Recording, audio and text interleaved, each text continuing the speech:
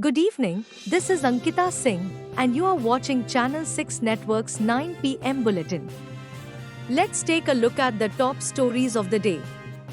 YouTuber Ranveer Allahabadia has approached the Supreme Court seeking consolidation of multiple FIRs filed against him over controversial remarks made on the show India's Got Latent.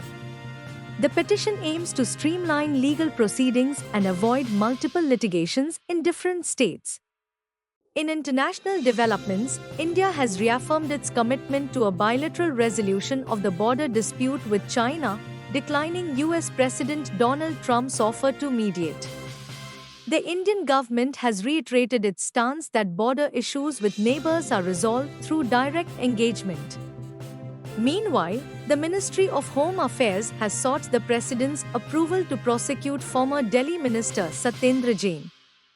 The move comes after investigations by the Enforcement Directorate and the CBI into allegations of money laundering and extortion. A political storm has erupted in Assam after Chief Minister Himanta Biswa Sarma accused Congress MP Gaurav Gogoi's wife, Elizabeth Gogoi, of alleged links with Pakistan's ISI. The allegation has triggered a sharp response from the Congress, escalating tensions ahead of the upcoming elections. In Srinagar, authorities closed the historic Jamia Masjid on the occasion of Shabi Barat, placing Mirwais Umar Farooq under house arrest. Former Chief Minister Omar Abdullah criticized the decision, stating that it reflects a lack of confidence in law enforcement agencies. Concerns are rising among depositors as the Reserve Bank of India has imposed restrictions on the New India Cooperative Bank. The bank has been barred from allowing withdrawals beyond a set limit, raising questions about the financial stability of the institution. Depositors are seeking clarity on their funds and future transactions. In the world of cinema, actress Sanya Malhotra's film, Mrs., received a standing ovation at the Indian Film Festival of Melbourne.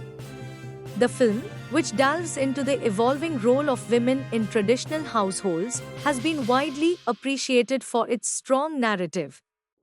Shocking news from Maharashtra's Palghar district, where an 18-year-old boy and his uncle have been arrested for repeatedly abusing a 16-year-old girl and forcing her to undergo a medical procedure. The case has once again highlighted serious concerns regarding abuse within families. On the education front, ISB Executive Education has launched its Leadership with AI program, designed to equip leaders with AI-driven decision-making skills. The initiative aims to help professionals navigate the evolving landscape of artificial intelligence and strategic business growth.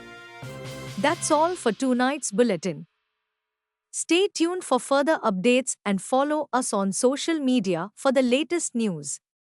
This is Ankita Singh, signing off.